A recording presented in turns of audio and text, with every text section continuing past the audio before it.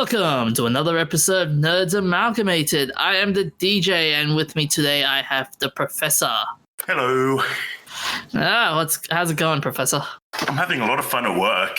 Had a computer catch fire the other day. How does it catch fire? I'm not sure yet. I haven't had a chance to autopsy. But, I got a ticket that said when they came in the morning, the computer had been left on all night. It was making a screaming noise, so they turned it off. And when they tried to turn it back on again, smoke started coming out. So now the magic smoke's come out, that computer's never going to work again. The magic smoke is an integral part of most electronics. Once it comes out, it's dead. You can't put it back in. So now comes the fun part. You're gonna have to play. You're gonna have to play the autopsy guy, like the person in CSI, and go, okay, we've got here a very, very burnt up computer. I want to if I can. What's that? I want to if I can, but we were going to throw that computer out anyway. Are you going to try and salvage the data from it? No, it's all backed up because we're clever. We have our backups done properly. Mostly. Nice. And for those who are wondering where is Buck, he's taking a sabbatical this week, and oh, we're allowed to do that? Oh well, we could take. All right. We could. All right. See you next week. Thank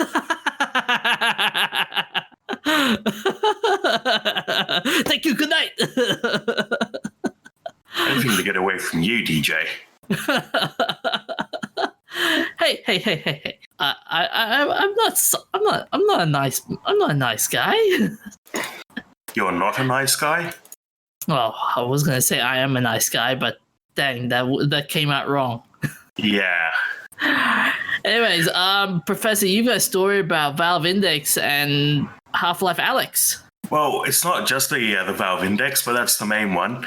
Half-Life Alyx comes out in about a month now. They've announced the 23rd of March. And since the announcement of Half-Life Alyx, it's been impossible to find the Valve Index for sale anywhere, even if you happen to be lucky and live in a first world country where it's sold, unlike Australia. Uh-huh. But, they sold out basically right away and haven't been able to get it in stock yet. But it looks like they're not the only ones having trouble. I saw today that Oculus are having to delay some of their orders because of the coronavirus. Oh. Yeah, it turns out shutting down all the factories has an effect on the economy. Who would know? See, that's going to be... that's one way to lose money.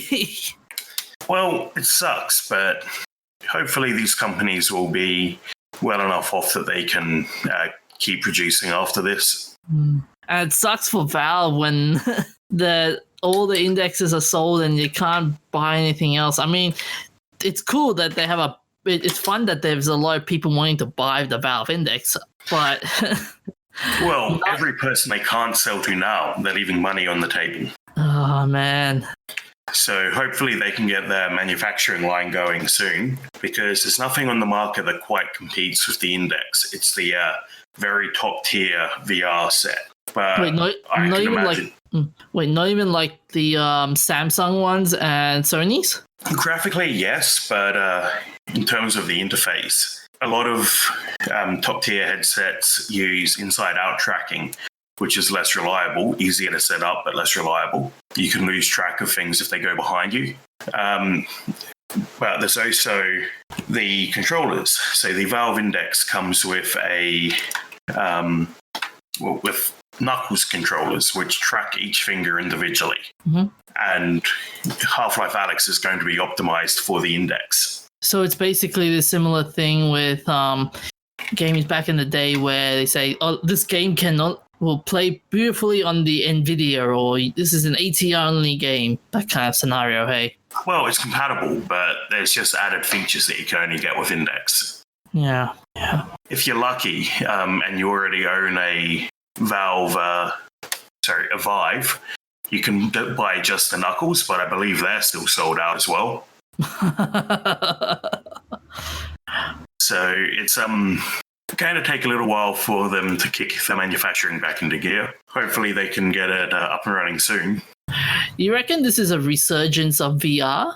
I think it hasn't even peaked yet. So there was those early attempts in the 80s and 90s, like the Virtual Boy, which were frankly a bit rubbish. The tech was not there yet.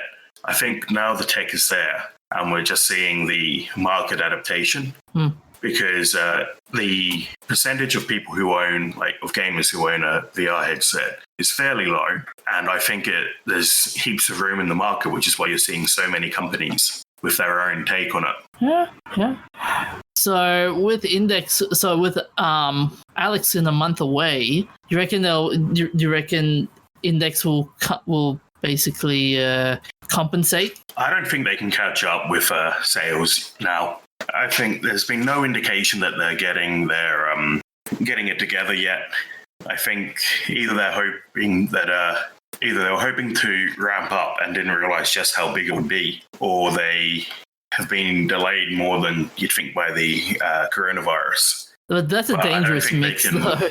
Yeah, it's a very dangerous mix. Really unfortunate coincidence. Yeah, and plus, here's the thing, though. This is the Half-Life franchise. I mean, you and I have grown up with the Half-Life franchise. Yeah. I mean, and to see Half-Life Alyx back into the fold after so many years of news and updates, it's like, yes, finally something, some joy. I mean, Valve should have anticipated that move. Well, yeah, they really, I think they probably heavily underestimated what they were going to get out of it. But I don't know that Valve, like anyone, could have had the production capacity to keep up. Yeah, it kind of sucks though, now that with all the recent situations like the coronavirus and everything halting production, outsourcing would be a bad choice right about now. Well, they're not outsourcing now. They had the factories in China already. Yeah. So I take it Yuri have your Index? Nope. You're not going to get it? I was going to, but Valve won't sell one to me because they're out of stock. So it's entirely possible that if I get around to buying a VR headset when I get around to it, if the Index isn't in stock, I'll have to go for a different brand. So come on, Valve, shut up and take my money. Oh, that would be pretty. Imagine Valve hears this now, like, okay, we go give one to the Professor, a special edition, the Professor series. I wish. But yeah, so buying like alternatives to the Valve Index would not work that well. Well, they'll work fine. It's just you won't have the Knuckles controllers. Yeah, that's true. Yeah. That's fair. So, final thoughts on this? On this though? It's just disappointing that no matter how much you want to buy one at the moment, you can't. Yeah. I have faith that Alyx is going to be a quality product. Yeah. Because it's a Valve game, it's a Half-Life game. I just hope Half-Life Alyx doesn't screw up as badly as how Blizzard is screwing up Warcraft Reforged. Well, yeah, that's a bit worrying, but Valve does have the original team back for Alyx. Thank God. Yeah, Thank God. So they've even got Mark Hamill, who a couple of years ago officially left Valve and published a short story based on Half-Life, which the fan theory is that this is the story that he wanted to write but gave up on because nothing was happening, and he published it just to get it out there. But they've even got him back on as a consultant. Fair enough. Yeah, I'm just hoping, like as you said as well, like I'm hoping they recover from this and get Half-Life Alyx as a quality product. So yeah, I'm with you on this one. Okay. Anyways, moving along. We've got some interesting news on the He-Man series, but before I announce the topic, I just want to say this: I have the power. No, you can't do it. Ah, crud! I put a lot of effort onto it this time. Yeah, but your voice is just too high to begin with. You're more of a Skeletor than a He-Man. Dang it! Dang it to hell! Anyways, so a couple of days ago, the cast has been announced for the Netflix special, which is Mattel's attempt to reboot the classic Masters of the Universe franchise series, and it is one heck of a star-studded cast.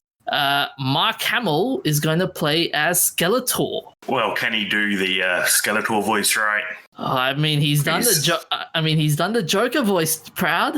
Yeah, he's a pretty talented voice actor. There's actually a video that DC made of all of the characters he plays in one of the Batman animated shows, and so he kidnaps himself, fights himself, has someone else who played by him rescue him. There's like half a dozen characters in this one short, all played by Mark Hamill. I want to see that video now. Oh, that's beautiful. Who else is in this lovely cast? Alan Oppenheimer, the original Skeletor. He plays as Mossman. And there's no shot, and there's a moment of silence. Well, I was trying to find that video for you. Fair enough. I don't remember who is Mossman. It's been a long time. Mossman is... Here we go. This is Mossman. Oh, that guy. Although in the old He-Man, the He-Man figurines are very interesting when you look at it. Yeah. Now, the most important question about this is, will it feature that song by Four Non-Blondes?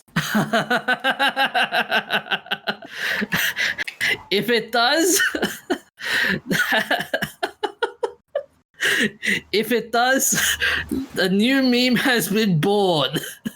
Look, I just want, you know how during the filming of The Hobbit, they got Legolas in to sing They're Taking the Hobbits to Isengard? Yeah. I just want to see the cast of He-Man perform Hey Ya by Four Non-Blondes. Oh my god, can you imagine an updated meme? Yeah.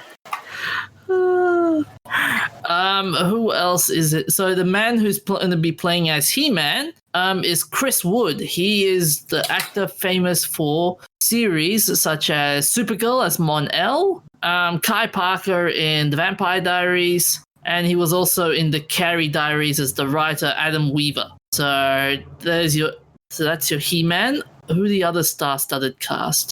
Lena Headey, famous for the actress that played as Cersei in Game of Thrones. She's playing as Evil Lynn. Nah, that's something, hey? Yeah, and they have Sarah Michelle Gellar. Who is she? I know the name. I don't remember who she plays. Buffy the Vampire Slayer. That's it. She was Buffy. She's playing as Tila. Hold on. They've got the original Skeletor voice, and he's not playing Skeletor? Yeah. He's playing Mossman? Did you say that? Yeah. What is this?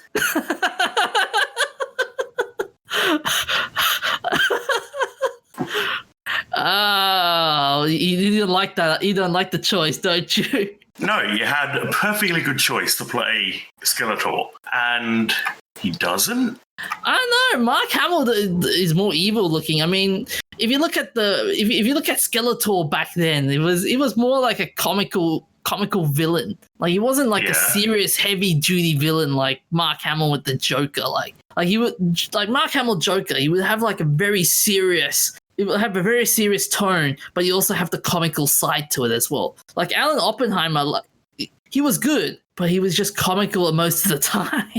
But like should Skeletor not be comical? He's a villain. Like, you know, villains are supposed to be like evil, like you know. There's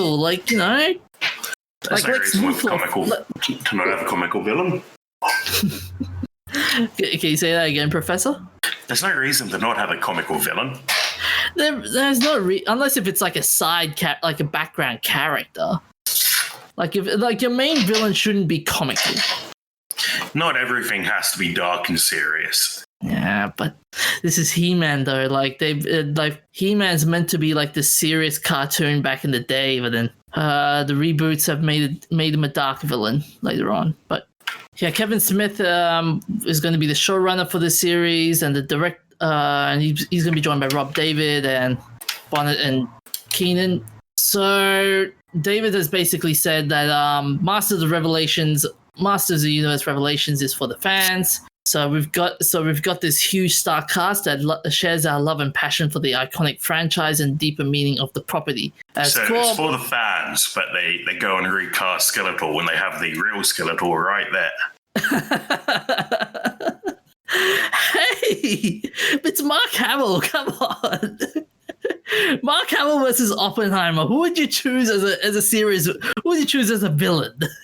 Hashtag not my Skeletor. And there you have it. The professor is now becoming a trendsetter. So Smith has said, I cannot believe the lineup of talent I get to play with. The incredible star-studded cast and Mattel's Rob David and Netflix's Ted Basil assembled for our Masters of the Universe series will let any lifelong He-Man fan know we're treating this cartoon seriously and honoring the legendary world of Eternia with an A-list cast. Okay, I was going to ask when the release date is, but there's no release date. It's still in the works. Come on.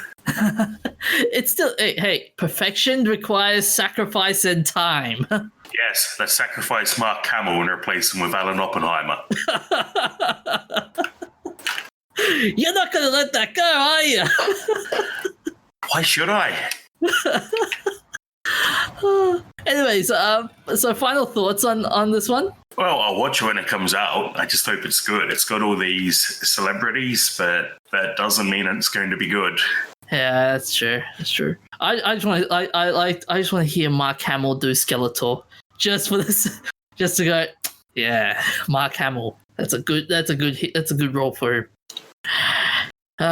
So anyways, moving along, our final topic for the evening is about SpaceX and how they're now doing man-made man missions, which its capsule has now arrived at the launch site. Yes, I can't wait for this launch. Oh, I hope it does well. It's, I believe, the first manned spacecraft launch from the US since 2011 when the shuttle stopped. Yeah. Yes, I see. Yeah, the first line of the article there. Mm-hmm.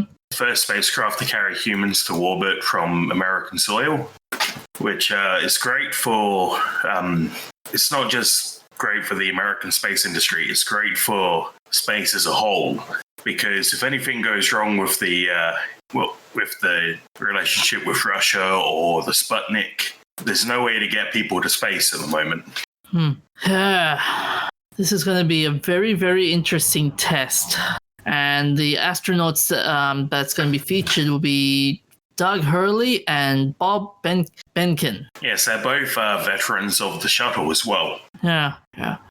I'm seeing the EMI chamber and reminds me of the old capsule designs. There's not much point in changing it. Yeah. It works, so there's not a whole lot of need to actually change the shape of the capsule. And the other advantage is that it needs to be compatible with the docking adapter on the ISS.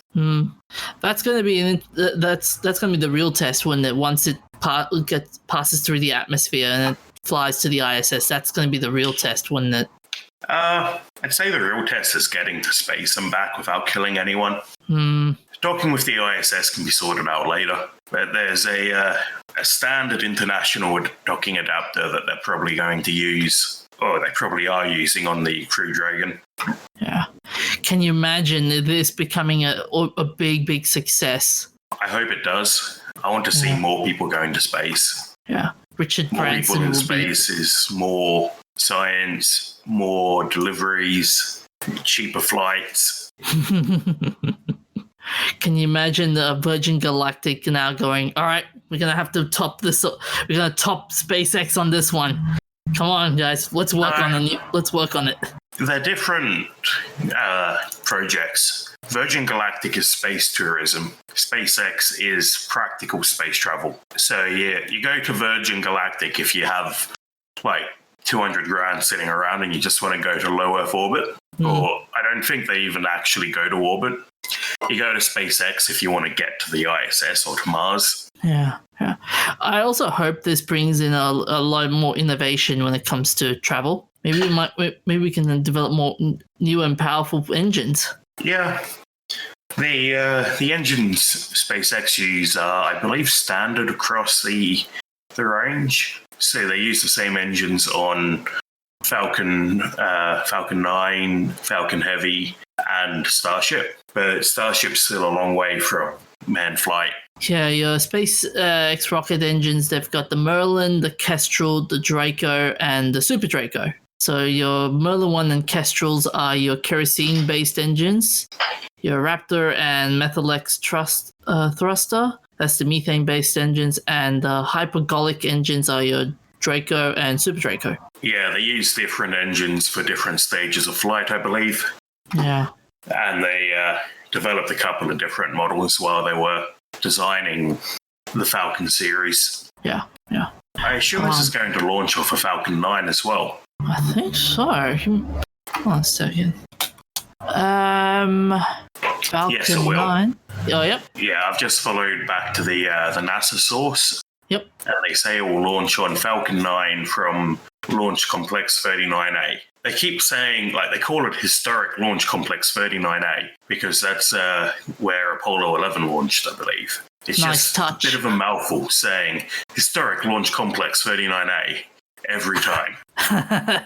Can you imagine being at NASA and you go okay, SpaceX, okay, you have to launch at Historical Launch Complex 39A. Yeah, and the SpaceX live stream. Yeah.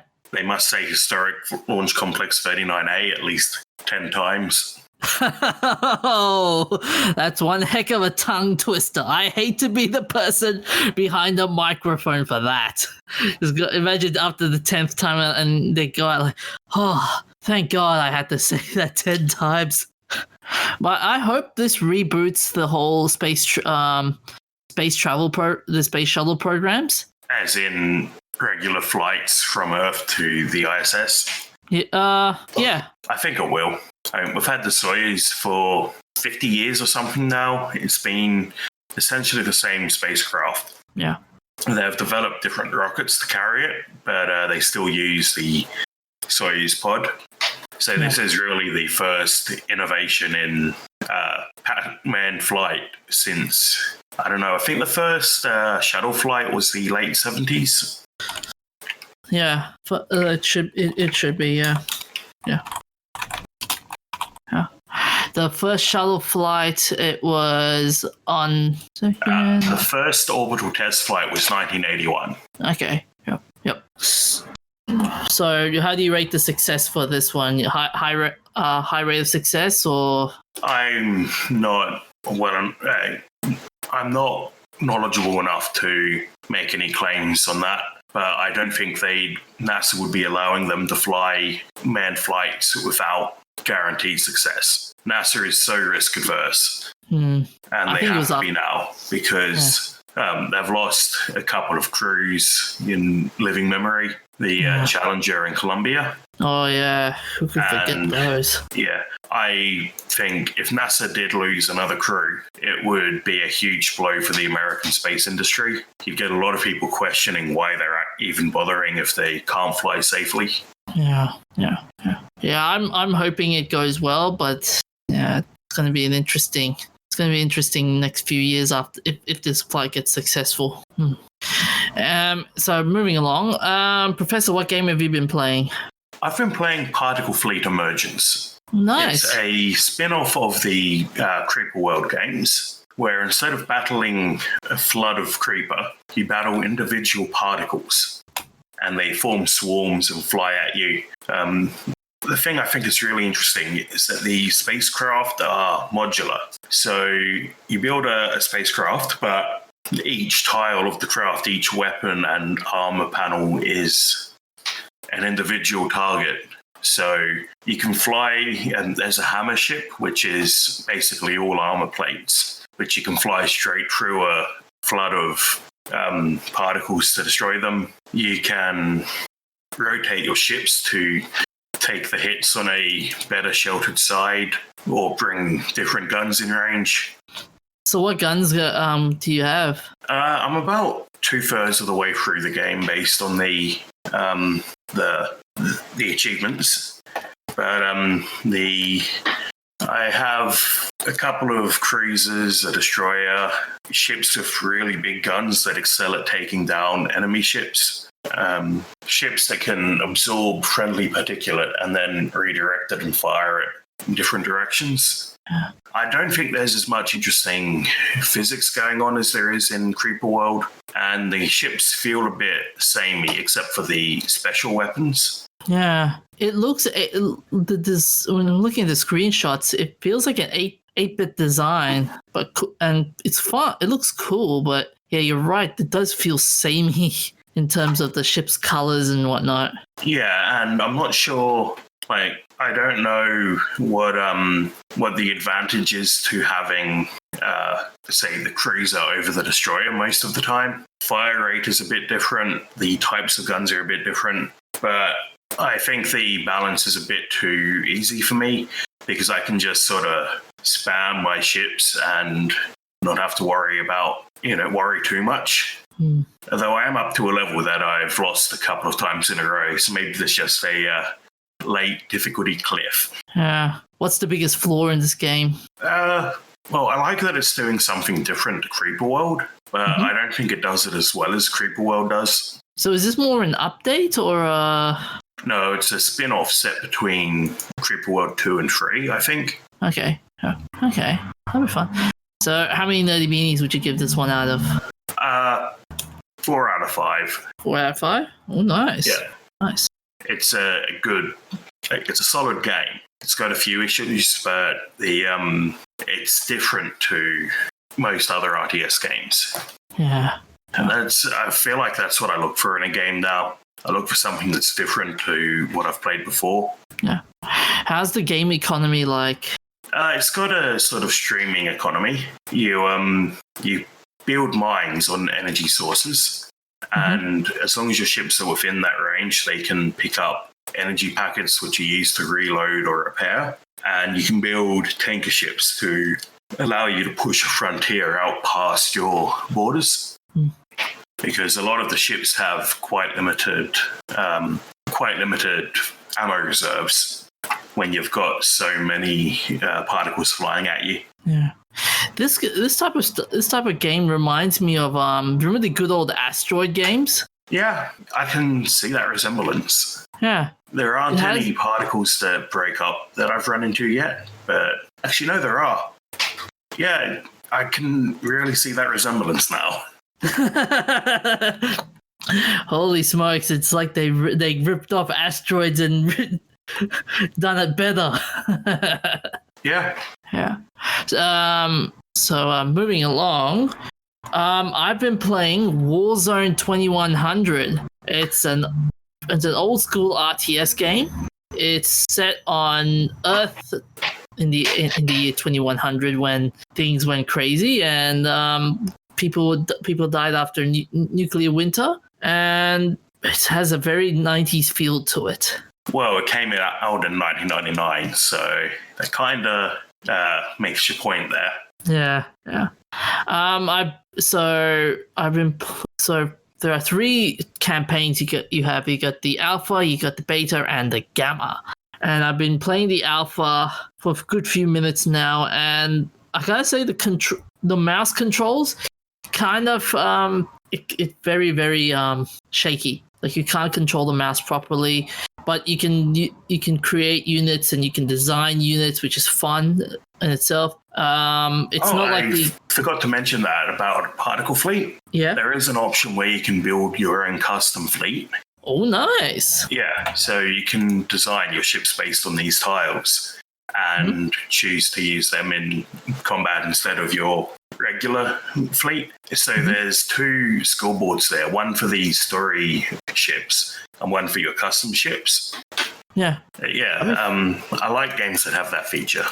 Yeah, they're fun. The endless possibilities of inventing some new stuff and testing them out. That's the beauty of it. Yeah, as long as it's well balanced though. Otherwise, you just end up in a scenario where you're like, the best weapon is one that has like all of the light lasers, just because that adds up to the best DPS or something.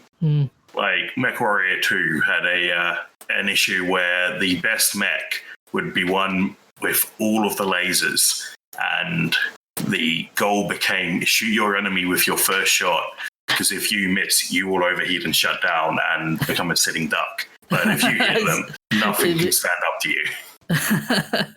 It's like, oh crud, the cooldown time. No. Yeah, and it's an interesting tactic, but it sort of betrays the point of the game. Yeah. With Warzone 2100, so basically the game economy is basically you have to rely on oil to build your base, and you to build your base, and for economy wise, and you have to use power as well to fuel the base in creating and researching new products and stuff. The cutscenes, the FMV cutscenes there, even though they're 90s style, it's fun. It's like nostalgia in essence. So they're actual live actors.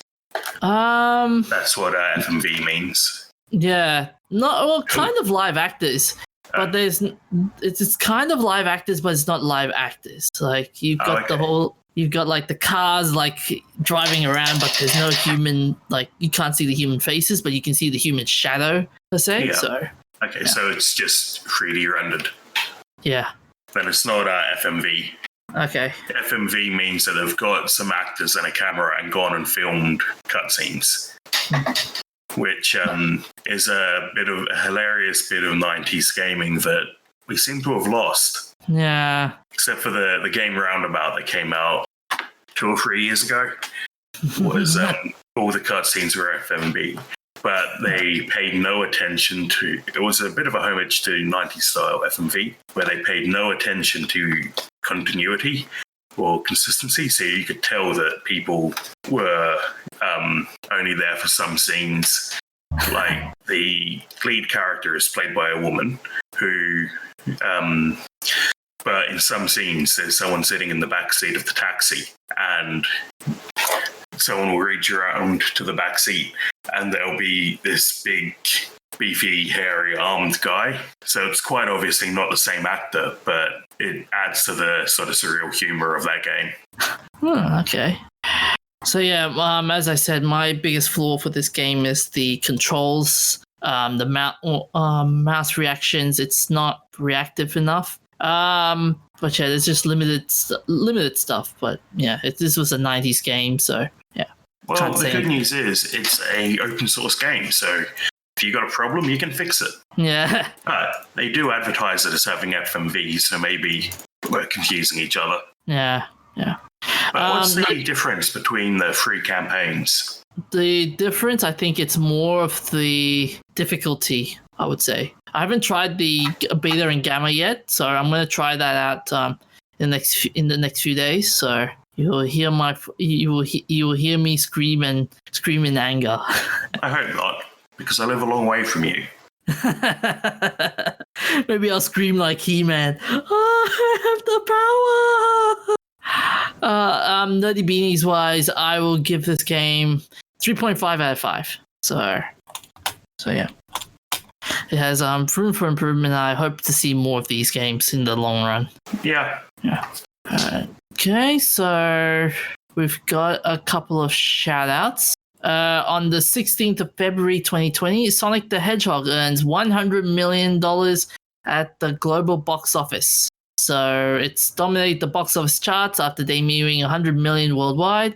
Sonic, based on the popular Sega video game, pulled in 43 million when it's launched in 43 international territories, representing 60% of its foreign footprint. Among overseas markets, Mexico saw the biggest start with 6.7 million, followed by the United Kingdom with 6.2 million, France with 4.3 million, and Germany with 3.3 million. Sonic easily took the number 1 spot on both international and domestic box office charts, knocking last weekend's victor, Warner Brothers' Birds of Prey, to second place, which pocketed 23 million from 78 foreign markets, dipping 46% from its inaugural outing. To date, Birds of Prey has made 83 million abroad and 142 million worldwide. That's impressive. I think the other big mistake that Birds of Prey made compared to Sonic well, it's not really a mistake because that's the movie they were making, but the reason why Sonic is doing so much better, apart from possibly being a better movie, I haven't seen either of them, is that you can take your 6-year-old to see Sonic. Like, Birds of Prey can only be seen by 18-year-olds and older, which has historically severely limited your audience. Yeah. And plus, like, with Sonic, this is the one that, this is the movie that the director listened to its fans, basically. Remember the first Sonic trailer the world saw and how horrible it was? Which I made still have nightmares. Oh, don't get me started. A kid painted blue is not Sonic. It looked so bad. Oh, and this is and people loved it. People like it because the studio listened and they redesigned Sonic. I mean, wouldn't you like it if someone listened to what you just said and do it and did it right? Yeah, shame Cats didn't get that memo. They did apparently release a graphics update partway through the run, but I don't know what that means. Oh, there'll be like a DLC. Pay $5 extra for a new graphics update for the Cats movie. I mean, that's basically going to see a 3D movie these days. Oh my god. It's a good thing it was Cats and not Aladdin. I mean, what's the difference between the child painted blue that was the original Sonic or Will Smith painted blue? I think it was the cringe. One was more cringy than the other. Yeah, I can see that. Which one was more cringy to you, Sonic or Genie? That's a tough question. Honestly, for me, I think Genie cringed me more than Sonic. Sonic was just, what? It just made me go in shock and horror mode, going, what the hell did you do? Well, I'm getting the feeling that people painted blue is not a sustainable business model for me. So, hey, the only successful blue painted thing that's still going, Eiffel 65 blue song. Yeah. So you're gonna watch it eventually, or maybe when it comes out on Netflix? Yeah, that'll be fun. That'll be fun. Anyways, moving along. 17th of February 2020, Saskia Beer, daughter of food icon Maggie Beer, dies unexpectedly.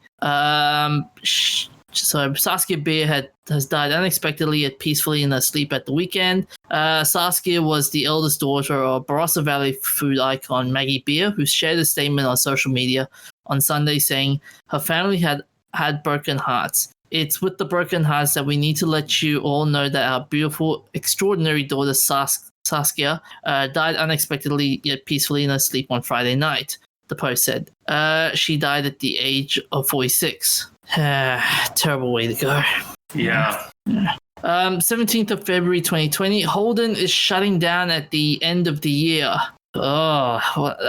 Shutting down Australian icon. That does not end well. That does not go well. Ford fans are cheering. I was reading an article. They're saying Ford fans will help out the Holden employees by giving them jobs. Apparently. Yeah, that's what I've heard internally from people who work with Ford as well. Yeah. That they're going to try to pick up a few people from Holden. But I think the writing's been on the wall. Yeah. They haven't, they've shut down all that manufacturing in Australia years ago. Yeah. This is going to affect a lot of people hard. And I'm going to blame the politicians on this one for not trying hard enough to save their jobs. I don't know that's really the politicians' job to make sure Holden doesn't collapse. If Holden aren't filling a market space that people want to purchase, do they really need to be a company? Yeah, but it's an Australian icon. Taking out Holden, that's like taking an onion from the hot dog, you know? Can't take the onion off it if the sausage is on top. You got to take the sausage off first. But you see why my point is, it's an Australian icon. So is football, meat pies, kangaroos. Yeah, You get rid of any of those, and you're gonna get a lot of pissed off Australians. If Australians decided they didn't want to buy meat pies anymore, and the meat pie industry collapsed, should the government prop it up? They would. They could. They should. I don't trust our government to prop anything up at the moment, really. Yeah. In the current state, yeah, I wouldn't even trust them with a 10-foot pole. Yeah. So about 600 Holden employees will lose their jobs after parent company General Motors announced that it would axe the iconic Australian car brand by the end of the year. GM said that the brand was no longer competitive in the current market and would be retired from sales, design, and engineering across Australia and New Zealand by 2021. The announcement coincides with GM's decision to withdraw Chevrolet from the domestic market in Thailand by the end of the year. Onto our remembrances. On the 17th of February 1909, Geronimo, prominent leader and medicine man from the Bendakohi tribe of the Apache Bendakohi band of the Apache tribe. From 1850 to 1886, Geronimo joined with members of three other Chiricahua Apache bands. You're gonna have fun with this next line. This is dang. Tesh Hende and Gor Kanade and Nadeni. I think that's probably Chahendi, Sokanendi, and Nadeni. Yeah. I could be wrong. we could be dead wrong on this one, so apologies to our Native American listeners. Sorry. To carry out numerous raids as well as fight against Mexican and U.S. military campaigns in the northern Mexico states of Chihuahua,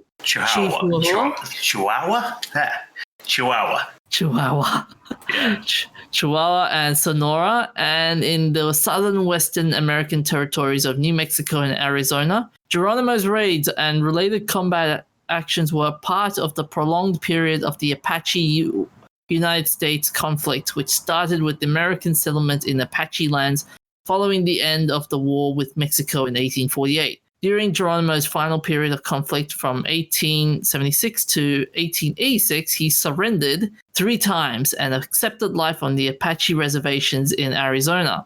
Do you reckon the guy who accepted the third surrender was like, you reckon at any point he thought, hold up, this guy might be trying to pull a sneaky on me? It's like surrendered. Okay, 3rd time now. Oh, it's like it's like one of those high school reports. Like 3rd time now. Okay, what did you do? Reservation life was confining to the free-moving Apache tribe, and they resented restrictions on their customary way of life. He was a superb leader in raiding and warfare. He frequently led large numbers of men beyond his following. At any one time, he would be in command of 30 to 50 Apaches. He died from pneumonia at the age of 79 in Fort Sill, Oklahoma. And do you know why people still say his name today? Humor me. He rode a horse off a cliff at an American Army base. Oh. Yeah, so he, as a form of protest, he rode a horse off a cliff yelling his name, and I think just broke his leg. That's a brave man there. Yeah. 17th of February 2017, Alan Aldridge, British artist, graphic designer, and illustrator.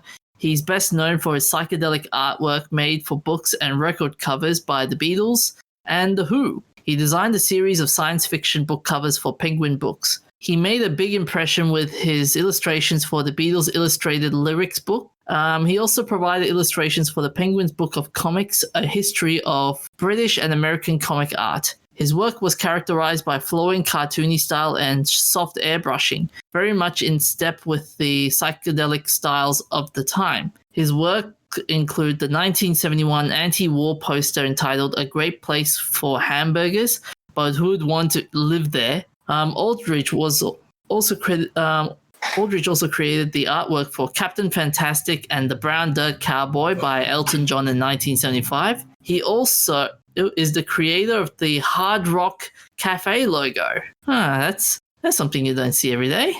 He died at the age of 78 in Los Angeles, California. 18th of February 2019, Tony Myers, Canadian film editor, writer, director, and producer, best known for her 3D IMAX work. Ms. Meyer's half-century in filmmaking include credits as writer, producer, narrator, and editor, as well as director. Much of that work involved documentaries that made use of IMAX technology, which were the biggest screen and enhanced sound, create a more vivid viewing experience than a conventional movie offers. Ms. Myers directed 3 feature-length IMAX films: Space Station 3D, about the construction and occupation of the International Space Station; Hubble 3D, which documented a 2009 shuttle flight to repair the Hubble telescope; and A Beautiful Earth, which concentrated on images of Earth shot from space. All had marquee narrators: Tom Cruise for the first, Leonardo DiCaprio for the second, Jennifer Lawrence for the last. That'd be cool. Imagine hearing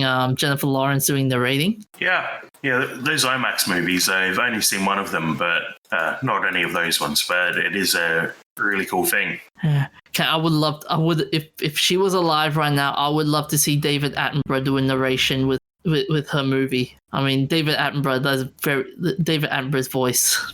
Beautiful voice. She explained in a 2010 interview with the Gazette of Montreal, the sun rises and sets every 90 minutes in space, which means there wasn't much time to capture the shots we asked them to get. She also said there's no time or room to say, could you move to the right? It would make a better shot. She died from cancer at the age of 76 in Toronto. On to our famous birthdays, 16th of... Just one thing there. If the sun rises and sets every 90 minutes, sure, you don't have a lot of time to get the photo, but you have a lot of attempts to try again later on. Yeah, but the prep time for a spacewalk would be pretty long, if they're doing a spacewalk, then yeah. If they're doing a spacewalk, then it would. But if they were just like, I don't know, mounting the camera on the outside or filming out of the cupola. Yeah. So on the 16th of February 1964, Christopher Eccleston, English actor, the recipient of an Emmy Award, 2 BAFTA Award nominations. Eccleston is best known for his work in television and in film, in particular for his collaboration with directors Danny Boyle and Michael Winterbottom, and writers Pete Flannery, Jimmy McGovern, and Russell T Davies. Eccleston garnered attention for his film roles as Derek Bentley in Let Him Have It, and David Stevens in Shallow Grave, and for his television performance in Cracker and Hillsborough. His BAFTA-nominated performance as Nicky Hutchinson in the BBC miniseries Our Friends in the North established Eccleston as a household name in the UK. He followed the serial... But what's his most important TV role? He was the main part. Come on. He was famous. He's very, very famous for the portrayal of the Ninth Doctor in the 2000 revival of the Doctor Who series. 2005 revival. Yeah. Yes, the first actor since 1996 to play the Doctor. Yeah. He departed the role after a single series, winning the National Television Award and receiving Broadcasting Press Guild Award and BAFTA Cymru Award nominations for his performance. It's coming out now that part of the reason why he doesn't want to go back to Doctor Who is because he was going through a hard time with mental illness at that point, and including, I believe... All right, so as Craig has once again decided not to play, so while he was filming the season of Doctor Who that he was in, I believe he was suffering from anorexia. It's one of those stories that he doesn't talk about much because it was a hard time for him, and he doesn't want to go back there. Yeah. But it's coming out now that that's part of the reason why he couldn't handle more than one season of Doctor Who, which is very unfortunate. Yeah. Apparently there were rumors going around that Eccleston was going to be in the Day of the Doctor. Yeah, the original script and plan was to have him, but he didn't want to work with the BBC after what he'd been through. Yeah. Part of the thing is he also had some stories about how the crew the producers weren't treating the actors very well, and he reckoned that it's not right to continue to be part of it, which is another reason why he left. Yeah. It's very unfortunate because he has a lot of fans for his role in Doctor Who. Yeah, that he played a good Doctor. Yeah. But anyways, so Eccleston also has played title roles in productions of Hamlet and Macbeth, as well as starring in productions of Miss Julie, A Doll's House, and Antigone. He was born in Langworthy, Salford. 17th of February 1864, Banjo Patterson. Andrew Barton Banjo Patterson was an Australian bush poet, journalist, and author. He wrote many ballads and poems about Australian life, focusing particularly on the rural and outback areas, including the district of Bennelong, New South Wales, where he spent most of his childhood. Patterson's most notable poems include Clancy of the Overflow, The Man from Snowy River, and Waltzing Matilda, which is regarded widely as Australia's unofficial national anthem. He was born in Narrambla, near Orange, New South Wales. 17th of February 1934, Barry Humphries, Australian comedian, actor, satirist, artist, and author. He's best known for writing and playing his onstage and television alter egos Dame Edna Everage and Sir Les Patterson. He's also a film producer and scriptwriter, star of London's West End musical theatre, and award-winning writer and an accomplished landscape painter. That's an impressive resume. Humphreys' character brought him international renown, and he also appeared in numerous stage productions, films, and television shows. Originally conceived as a dawdy Moonee Ponds housewife who caricatured Australian suburban complacency and insularity, Dame Edna Everage has evolved over 4 decades to become a satire of stardom, a gaudily dressed, acid-tongued, egomaniacal, internationally feted housewife gigastar. He was born in Kew, Melbourne, Victoria. Yeah, pretty nuts that so much of Australian comedy involves guys in drag. Yeah. We've got Dame Edna, Auntie Jack, a few others I don't remember off the top of my head. That's fair. So, events of interest. On the 17th of February 1864, H.L. Hunley sunk a ship. H.L. Hunley made her only attack against an enemy target on the night of February 17, 1864.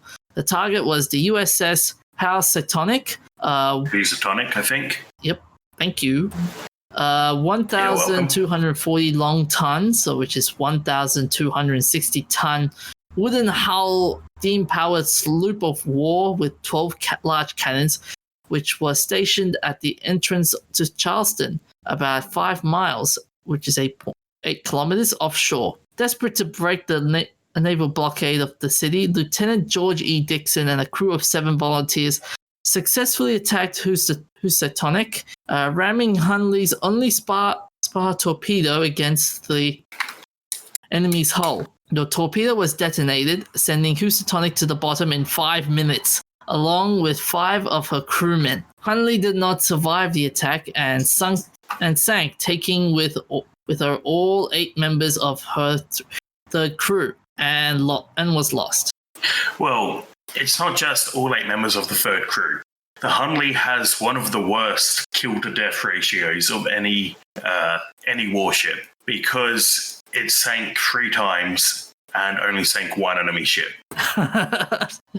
Mind you, this attack during the Civil War was an important turning point in naval warfare, though. Yeah, it was the first submarine sinking. Well, submarine attack that successfully sank a ship. Yeah. So, and that would be the direct progenitor of what would eventually become international submarine warfare. Although the victory was Pyrrhic and short-lived, since the submarine did not survive the attack and was lost with all 8 Confederate crewmen. 17th of February 1984, Krull made its way into theaters in Finland. The film was released under Krull ja Näkymätön Vihollinen, or Krull and the Invisible Enemy. Yeah, I'm not even going to give helping you pronounce that a go. Nah. Directed by Peter Yates, the feature starred Ken Marshall and Lizette Anthony, and here's the plot summary as provided by IMDb.com. A prince and a fellowship of companions set out to rescue his bride and a fortress of alien invaders who have arrived on their home planet. Krull underwent a very harsh and expensive and dangerous production process. The film's huge budget ballooned mainly due to the designers having to make numerous alterations to the set corresponding to the heavily evolving script. The film was a commercial failure upon release, and critical opinion has been mixed, both upon release and in retrospect. Numerous reviewers have highlighted its visual effects and soundtrack, while several critics have criticized its plot as being derivative and nonsensical. The film has gone to achieve cult film status, and that was one of the films that launched the careers of Liam Neeson and Robbie Coltrane. So Liam Neeson was in this movie. Yeah. About a prince rescuing his bride who was being kidnapped. Yep. I don't know who you are. I don't know what you want, but I have a set of very special skills. The movie's funny to watch though. It has its moments. But does Liam Neeson have any movies that aren't taken? Well, there is The Grey. And Love Actually. Yeah. But his wife in that movie is like, he doesn't have a wife in that movie. So maybe she was taken and he hasn't rescued her. Too soon. The movie's been out since like 2000. I know. But, you know.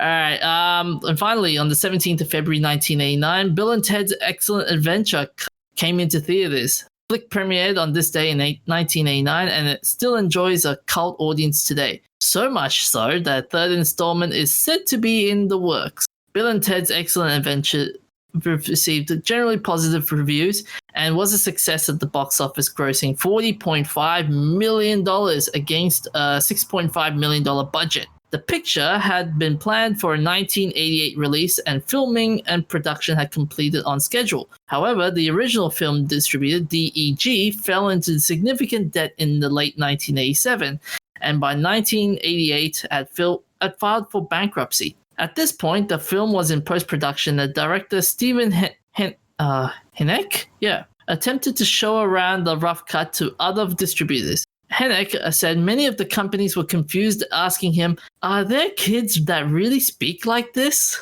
On seeing the film. However, the cut had an extremely popular reaction from a test audience of volunteers pulled from local malls, which led to a small bidding war from production companies to get the title. I like how companies said that line, "Are there kids who actually speak like this?" That's like the most boomer thing I've ever heard. That really comes across as, although that's a boomer giving kids credit and then being like, wait a minute, is this movie being fair to the kids? It makes you wonder, like, whether the companies then and now are really out of touch. Yes. Fair enough. Anything else? Companies are out of touch. Yeah, that's true. Anyways, anything else before we end the show for tonight and for this week? Have you listened to any of the TNC podcasts this week? Yes, I've actually been listening to Epigraphy. Yeah, Epigraphy, the poetry podcast. How is that going so far? Oh, it's soothing and fun to listen to. I love that. I love the podcast. It's pretty cool. You get to hear a couple of the members from the That's Not Canon productions, such as your man Alyx, for example, doing a couple of poems. Podfather doing a couple of poems, and it's pretty cool. It's pretty cool, some of the poems. So I recommend people should check it out. Anything else from you, Professor? Well, Buck's not here, so I'm going to have to do it. Look after yourselves and stay hydrated. See you guys.